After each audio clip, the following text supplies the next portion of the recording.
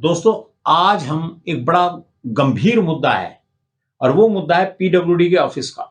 लगभग 40-45 दिन पहले पीडब्ल्यूडी का सरकारी एक नोटिफिकेशन हुई और यहाँ पर एक पीडब्ल्यूडी का ऑफिस था, सब डिवीजन, वो यहाँ से शिफ्ट कर दी गई।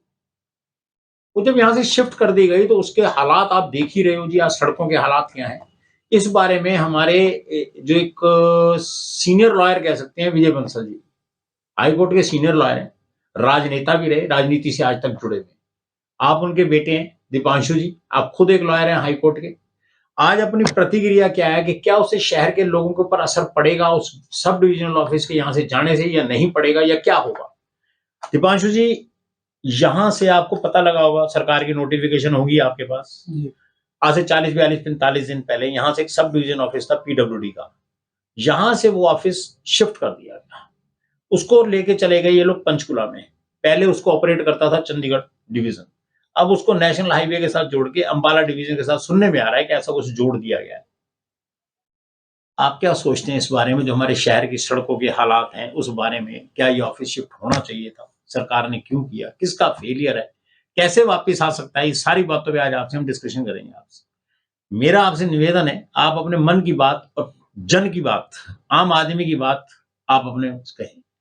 जी, सबसे पहले तो यशनूर के सभी दर्शकों को मेरा नमस्कार। देखिए राजीव जी, 1982 के अंदर जब भजनलाल जी की सरकार थी, उन्होंने कालका को उपमंडल का दर्जा दिया। उससे पहले नारायणगढ़ में हमारा उपमंडल होता था। तो जो सारे दफ्तर थे उस 1982 के बाद कालका में आ गए। जी। पर 1988 में जब इनेलो की सरकार आई, जी। उन्होंने फिर से ये कालका से दफ्तर उठा के पंचकुला शिफ्ट कर दिया। जी। 1993 में दोबारा विजय बंसल जी और सभी के प्रयासों से ये दफ्तर कालका में वापिस आया। जी। अब ये दफ्तर बिना किसी को बताए, जी। आप ये देखिए, ना तो किसी अफसर को पता लगा, किसी अन्य डिपार्टमेंट के किसी पॉलिटिशियन को नहीं पता लगा, किसी व्यक्ति को नहीं पता लगा। इन्होंने चुपचाप एक गुपचुप तरीके से जो कालका से दफ्तर था उसे पंचकुला में शिफ्ट कर दिया। जी। वो किस लिए शिफ्ट किया, किन कारणों से किया, उसका तो मैं समझता हूँ आपको बेहतर जवाब अफसरान बता पाएंगे। पर जो मैं समझता हूँ, अपनी सहूलियत के लिए, लोगों के हकों को दरकिनार करते हुए भारतीय जनता पार्टी की सरकार ने ये दफ्तर कालका से पंचकुला गुपचुप तरीके से शिफ्ट कर दिया।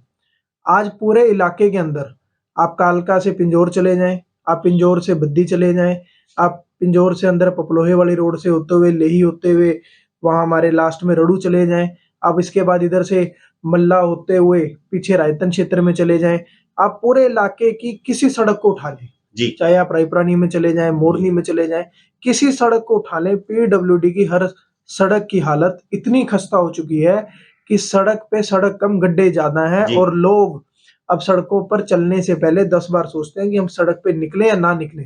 आज उन बातों को तो क्या देखना था सरकार ने? पीडब्ल्यूडी का दफ्तर यहाँ तो एक और बना के, यहाँ पे जेई एसडीओ और नए लेके आने की बजाय, एक्शन नए लेके आने की बजाय, इन्होंने दफ्तर यहाँ से शिफ्ट कर दिया। आज उसका असर हमारे इलाके के हर एक आदमी के ऊपर और इलाके के ऊपर पड़ेगा। विजय बंसल जी को इस बात का पता लगा, उन्होंने साथ ही पीडब्ल्यूडी मंत्री को और माननीय मुख्यमंत्री जी को एक पत्र लिखा और ये मांग की कि ये कालका जो है अर्ध पहाड़ी क्षेत्र है, यहाँ पर पहली सुविधाओं का बड़ा अभाव है, पहले यहाँ पे सरकारें काम नहीं करती, पहली हमारे यहाँ के प्रतिनिधि हमारी आवाज नहीं उठाते, जिसका खामियाजा हमारे लोगों को भुगतना पड़ रहा है। आज भी यही हाल है। लोगों ने सोचा कि भारतीय जनता पार्टी की सरकार आ गई तो काम होंगे, पर आज भी हमारा इलाका बदहाल हुआ पड़ा है। हमारे यहाँ पे जो जनप्रतिनिधि हैं वो वीकेंड्स पर आते हैं काम करने के लिए, लोगों के प्रति कोई सोच नहीं है, कोई नीति नहीं है, कोई नियत नहीं है, और आज ये दफ्तर शिफ्ट हो गए। मैं समझता हूँ कि इन सभी बातों को देखते हुए सरकार को बिना किसी देरी के सबसे पहले तो दफ्तर शिफ्ट करना चाहिए। जितनी सड़कें टूटी हुई हैं उसकी एक रूपरेखा बनाकर एक बढ़िया तरीके से, जिस प्रकार हम पहले भी बोलते रहे हैं कि सड़कों के बनाने से पहले आप ड्रेनेज सिस्टम बनाओ, उसके अंदर वहां पर प्रॉपर वर्क मटेरियल चेक करो। आप भी समय समय पर इस बात को उठाते हो, पर लेकिन आज विडंबना ये आ चुकी है कि दफ्तर ही शिफ्ट कर दिया। अब किसी व्यक्ति की गांव की सड़क टूट गई, उसको कोई चिट्ठी देनी है, वो पहले तो यहाँ से पंचकुला जाएगा और फिर पंचकुला जाएगा दफ्तर ढूंढेगा, उसको मिलेगा ही नहीं कोई। इस बारे में बात की गई तो वो ये कहते हैं कि अब चिट्ठी देनी है तो हमने वो एक पीएन बैठा दिया, वो चिट्ठी आपकी लेगा। बिल्कुल वही हालात पैदा कर दिए कि जैसे मंडी बोर्ड के अंदर वहां पर एक लेडी है, आपने चिट्ठी देनी है या आपने कोई आरटीआई देनी है, मैं देने जाता हूँ तो मुझे कहते हैं कि साहब हम पहले ऊपर से पूछेंगे, अगर वो कहेंगे तो हम लेंगे, नहीं तो हम नहीं लेंगे। ऑफिस कहाँ है मुझे पता नहीं। हालांकि हालात तो ये हैं कि अगर आप चिट्ठी भी दे दोगे तो भी काम नहीं होता। हाँ, पीएन क्या करेगा नहीं, बेचारा? अगर आप चिट्ठी किसी अफसर को भी दे दोगे तो भी काम नहीं होता। काम तो चलो पर लेकिन फिर भी एक सबसे बड़ी बात यह है कि एक व्यक्ति को संतोष रहता है कि मैंने कोई चिट्ठी दी है, मेरा जी, ये काम होगा। जी, आज हमारे इलाके के अंदर भारतीय जनता पार्टी के विधायक हैं, भारतीय जनता पार्टी के नगर परिषद के चेयरमैन हैं, जी, भारतीय जनता पार्टी की हरियाणा में और केंद्र में सरकार है। जी, पर लेकिन लोगों के काम किस प्रकार से होंगे, इस बारे के अंदर पार्टी हितों को छोड़ते हुए लोगों के लिए सोचना पड़ेगा। आज दफ्तर शिफ्ट हो रहे हैं, लोगों के काम नहीं हो रहे, अगर कोई शांतिपूर्वक अपनी बात को रख रहा है उसके ऊपर पर्चे दर्ज हो रहे हैं। ये क्या, मैं समझता हूँ कि ये तो ब्रिटिश राज भारतीय जनता पार्टी की सरकार के अंदर हरियाणा में और हमारे कालका में वापस आ गया। आप अपनी बात नहीं रख सकते। अगर आप आज राजीव जी कालका के अंदर पीडब्ल्यूडी का दफ्तर नहीं है और वो कहीं जाकर बोलेंगे कि ये दफ्तर नहीं है, तो आपके ऊपर भी पर्चा दर्ज हो जाएगा, मेरे ऊपर भी पर्चा दर्ज हो जाएगा। ये तो बड़ा, मैं समझता हूँ, ड्रैकोनियन लॉ यहाँ पे आ गया। और आज हमारी पिछले 40 सालों से विजय बंसल जी कालका के हकों की आवाज उठाए, चाहे टोल प्लाजा की बात रही हो, जी, चाहे नगर निगम भंग करा के नगर परिषद बनाने की बात रही हो, सीवरेज मंजूर कराने की बात रही हो, सुखो मजरी बाईपास हो, ऐसे अनेकों अनेक काम विजय बंसल जी ने किए और हम भी उनके पच्चीनों पे चलकर उन सभी कामों को आगे बढ़ा रहे हैं।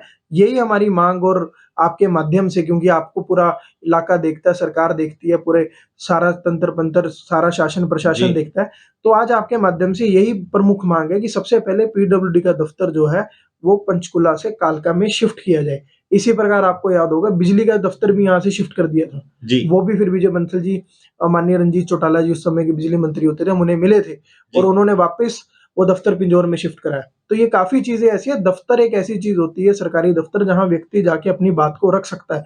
आपको भी अगर कोई किसी जुम्मेवार अधिकारी का कोई वर्जन लेना, कोई बात करनी है, जी, आप उन्हें मिल सकते हो। बिल्कुल, आप वो बिल्कुल। पंचकुला में कहाँ ढूंढोगे आप? पंचकुला में ये तक क्लियर नहीं है। वहाँ मैंने कल जाके देखा और मैं आज भी आपको दिखाऊंगा वीडियो। पंचकुला के अंदर उस ऑफिस के बाहर ये तक नहीं लिखा गया कि ये ऑफिस कहाँ शिफ्ट कर दिया गया है, उसका एड्रेस क्या है।